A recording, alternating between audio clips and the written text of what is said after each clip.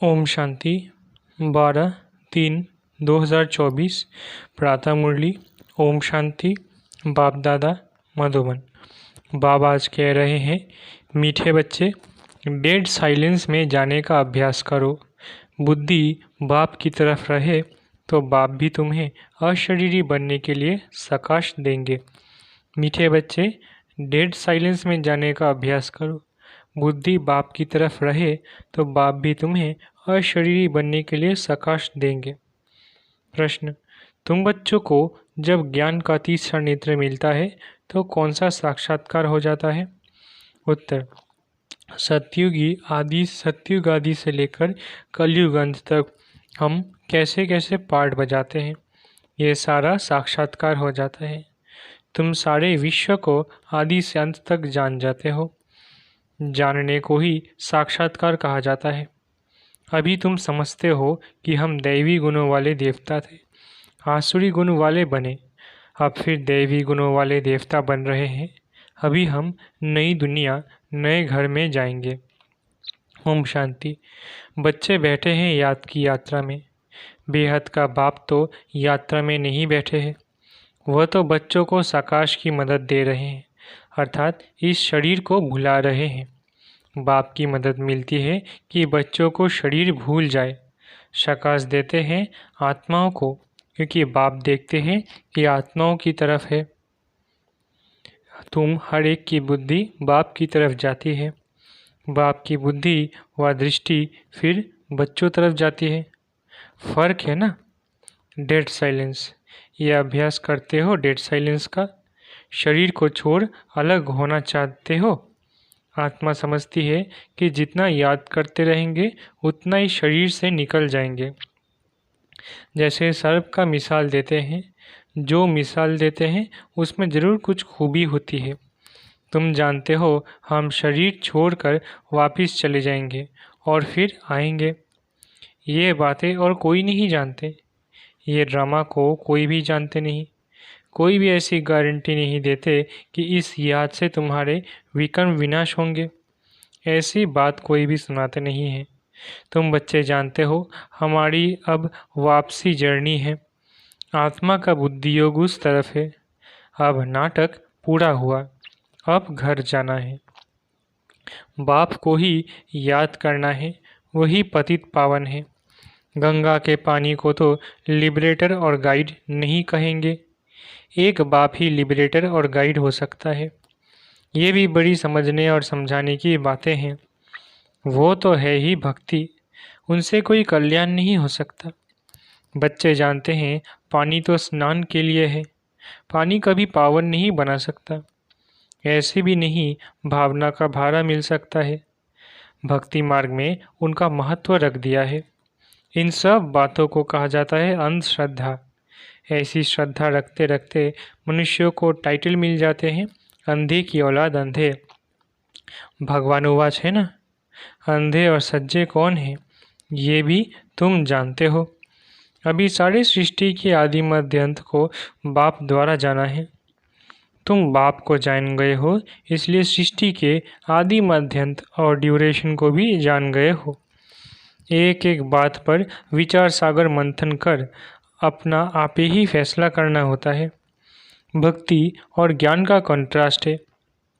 ज्ञान बिल्कुल ही न्यारी चीज़ है। यह नॉलेज नामी ग्रामी है। राजयोग की पढ़ाई है ना। बच्चों को ये भी मालूम पड़ा है, देवताएं संपूर्ण निर्विकारी थे। रचता बाप ही बैठ अपना परिचय भी देते हैं। वो है परम आत्मा। परम आत्मा को ही परमात्मा कहते हैं। अंग्रेजी में सुप्रीम सोल कहा जाता है।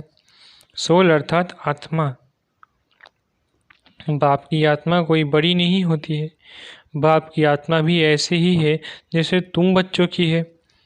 ऐसे नहीं बच्चे छोटे बाप बड़ा है, नहीं, वो सुप्रीम नॉलेजफुल बाप बहुत प्यार से बच्चों को समझाते रहते हैं। पार्ट बजाने वाली आत्मा है, जरूर शरीर धारण कर पार्ट बजाएगी। आत्मा के रहने का स्थान शांतिधाम है। बच्चे जानते हैं आत्माएं ब्रह्मा महातत्व में रहती है। जैसे हिंदुस्तान में रहने वाले अपने को हिंदू कह देते हैं, वैसे ही ब्रह्मांड में रहने वाले फिर ब्रह्म को ईश्वर समझ बैठे हैं। ड्रामा में गिरने का उपाय भी नूंधा हुआ है। वापिस तो जा ही नहीं सकते, भल कोई कितनी भी मेहनत करे। नाटक जब पूरा होता है तो सभी एक्टर्स आकर इकट्ठे होते हैं। क्रिएटर, मुख्य एक्टर भी खड़े हो जाते हैं। बच्चे जानते हैं अब ये नाटक पूरा होता है। ये बातें कोई भी साधु संत आदि जान नहीं सकते। आत्मा की ये नॉलेज कोई को नहीं है। परमात्मा बाप यहाँ एक बार आते हैं और सबको तो यहाँ पाठ बजाना ही है। वृद्धि होती रहती है ना। आत्माएं सब कहाँ से आई? अगर कोई वापिस जाता हो फिर तो वो रस्म पर जाए, एक आए दूसरा जाए, फिर उसमें पुनर्जन्म कहा नहीं जाए। पुनर्जन्म तो शुरू से ही चला आता है। पहले नंबर में ये लक्ष्मी नारायण बाप ने समझाया है। पुनर्जन्म लेते लेते पिछाड़ी में जब आ जाते हैं तो फिर पहले नंबर में जाना पड़ता है। इसमें संशय की बात तो हो नहीं सकता। आत्माओं का बाप खुद आकर समझाते हैं। क्या समझाते हैं? अपना भी परिचय देते हैं। आगे पता था क्या कि परम आत्मा क्या चीज़ है? सिर्फ शिव के मंदिर में जाते थे। यहाँ तो ढेर के ढेर मंदिर है। सत्युग में मंदिर पूजा आदि होती ही नहीं। वहाँ तुम पूज्य देवी देवता बनते हो, फिर आधा कल्प के बाद पुजारी बनते हो तो उनको फिर देवी देवता नहीं कहेंगे। फिर बाप आकर पूज्य बनाते हैं। और कोई देश में यह गायन नहीं है। राम राज्य रावण राज्य अभी तुम समझ गए हो। राम राज्य का ड्यूरेशन कितना है सिद्ध करना चाहिए। ये नाटक है, इनको समझना है। ऊंच ते ऊंच बाप है, वो भी नॉलेजफुल है। हम उनके द्वारा ऊंच ते ऊंच बनते हैं, ऊंच ते ऊंच पद मिलता है। बाप हमको पढ़ाते हैं दैवी गुण भी धारण करने हैं। बच्चे वर्णन करते हैं आप ऐसे हैं, हम ऐसे हैं। इस समय तुम जानते हो हमको इन जैसा संपूर्ण निर्विकारी बनना है। बाप को याद करने के सिवाय और कोई उपाय नहीं है। अगर कोई जानता हो तो बताए। ऐसे थोड़ी ही कहेंगे कि ब्रह्मा व तत्व निर्विकारी है। नहीं, आत्मा ही निर्विकारी बनती है। ब्रह्मा व तत्व को आत्मा नहीं कहा जाता है, वह तो रहने का स्थान है। बच्चों को समझाया जाता है आत्मा में ही बुद्धि है। वो जब तमो प्रधान बन जाती है तो बेसमझ बन जाती है। समझदार और बेसमझ है ना। तुम्हारी बुद्धि कितनी स्वच्छ बनती और फिर म्लेच्छ हो जाती। तुम्हें प्योरिटी और इम्प्योरिटी के कॉन्ट्रास्ट का मालूम पड़ा है। इम्प्योर आत्मा वापस जा नहीं सकती। अब अपवित्र से पवित्र कैसे बने, उसके लिए ररी मारते रहते हैं। ये भी ड्रामा में नूंद है। अभी तुम जानते हो यह है संगम युग। बाप एक ही बार आते हैं ले जाने। सब तो नई दुनिया में नहीं जाते हैं। जिनका पार्ट नहीं वो शांति धाम में रहते हैं, इसलिए चित्रों में भी दिखाया है। बाकी और जो भी चित्र आदि है वो है भक्ति मार्ग के। ये है ज्ञान मार्ग के, जिसे समझाया जाता है सृष्टि का चक्र कैसे फिरता है, हम कैसे नीचे उतरते हैं। 14 कला से 12 कला होती है। अभी फिर कोई कला नहीं रहती। नंबरवार तो है ना। एक्टर भी नंबरवार होते हैं। कोई का पगार 1000, 1500, कोई का 100। कितना फ़र्क हो गया है। पढ़ाई में भी कितना रात दिन का फ़र्क है।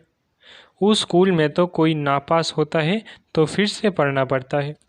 यहाँ तो फिर पढ़ने की बात ही नहीं। पद कम हो पड़ता है, फिर कभी पढ़ाई होगी ही नहीं। एक बार ही पढ़ाई होती है।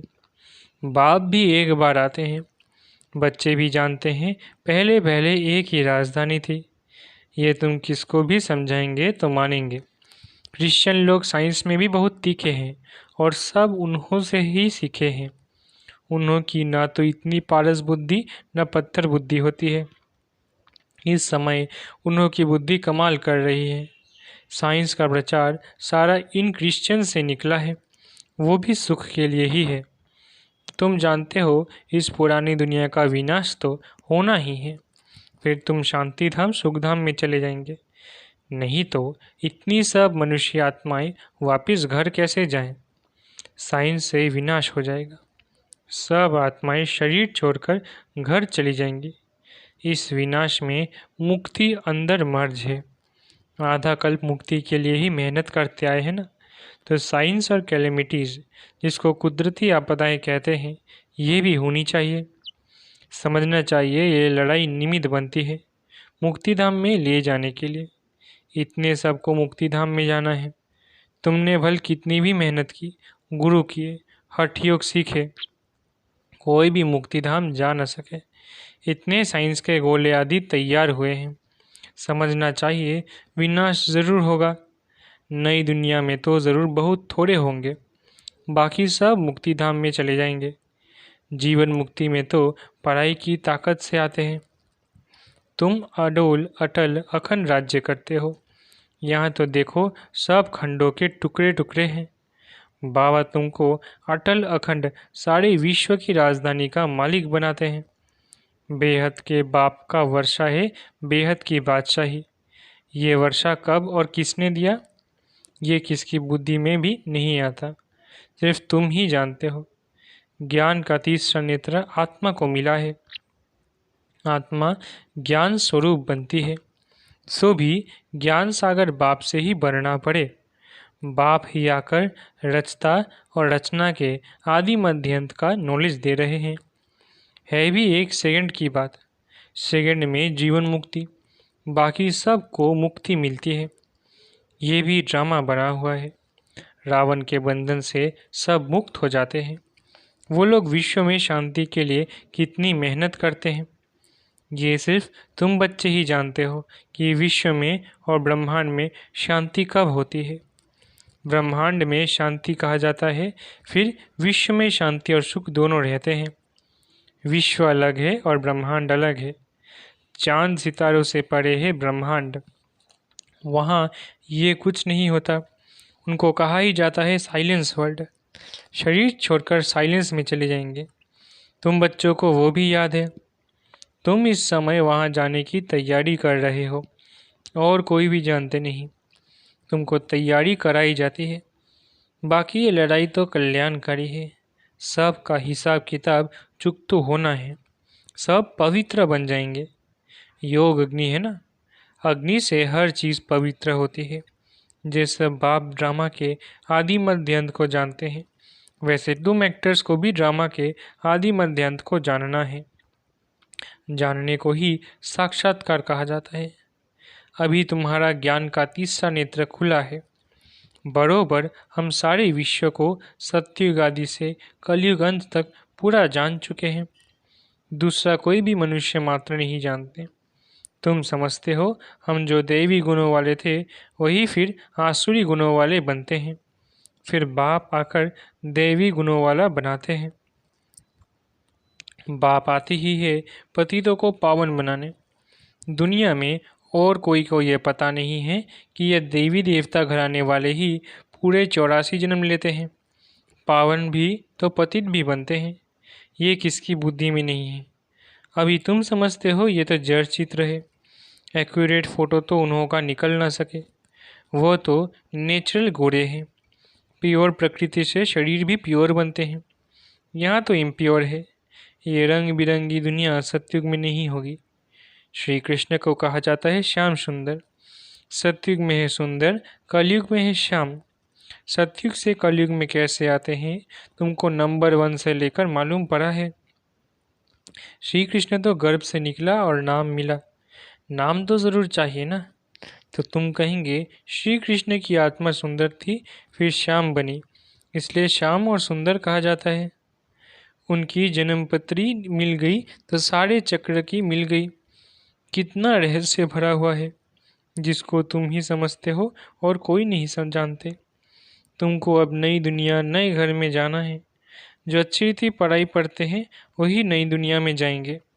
बाबा है बेहद की सारी दुनिया का मालिक, सभी आत्माओं का बाप। बाप को मालिक कहा जाता है। ये पढ़ाई है, इसमें कोई संशय व प्रश्न नहीं उठ सकता। इसमें शास्त्रवाद करने की दरकार नहीं। एक टीचर सबसे ऊंचा, वो बैठ पढ़ाते हैं, वही सत्य है। सत्यनारायण की सच्ची कथा शिक्षा के रूप में सुनाते हैं। अच्छा, मीठे मीठे सिखिलते हैं बच्चों प्रति माता पिता बाप दादा का याद प्यार और गुड मॉर्निंग। रूहानी बाप की रूहानी बच्चों को नमस्ते। हम रूहानी बच्चों की रूहानी माता पिता बाप दादा को याद प्यार, गुड मॉर्निंग और नमस्ते नमस्ते नमस्ते। शुक्रिया बाबा। धारणा के लिए मुख्य सार। पहला, अपने सब हिसाब किताब चुकतों कर साइलेंस वर्ल्ड में जाने की तैयारी करनी है। याद के बल से आत्मा को संपूर्ण पावन बनाना है। दूसरा, ज्ञान सागर के ज्ञान को स्वरूप में लाना है। विचार सागर मंथन कर अपना फैसला आप ही करना है। जीवन मुक्ति में श्रेष्ठ पद प्राप्त करने के लिए दैवी गुण धारण करने हैं। वरदान, बाप के साथ रहते रहते उनके समान बनने वाले सर्व आकर्षणों के प्रभाव से मुक्त भव। वरदान, बाप के साथ रहते रहते उनके समान बनने वाले सर्व आकर्षणों के प्रभाव से मुक्त भव। जहाँ बाप की याद है अर्थात बाप का साथ है, वहाँ बॉडी कॉन्शियसनेस की उत्पत्ति हो नहीं सकती। बाप के साथ व पास रहने वाले दुनिया के विकारी वाइब्रेशन अथवा आकर्षण के प्रभाव से दूर हो जाते हैं। ऐसे साथ रहने वाले साथ रहते रहते बाप समान बन जाते हैं। जैसे बाप ऊंचे ते ऊंचा है, ऐसे बच्चों की स्थिति भी ऊंची बन जाती है। नीचे की कोई भी बातें उन पर अपना प्रभाव डाल नहीं सकती। स्लोगन, मन और बुद्धि कंट्रोल में हो तो अशरीरी बनना सहज हो जाएगा। स्लोगन, मन और बुद्धि कंट्रोल में हो तो अशरीरी बनना सहज हो जाएगा। अच्छा, ओम शांति। शुक्रिया बाबा।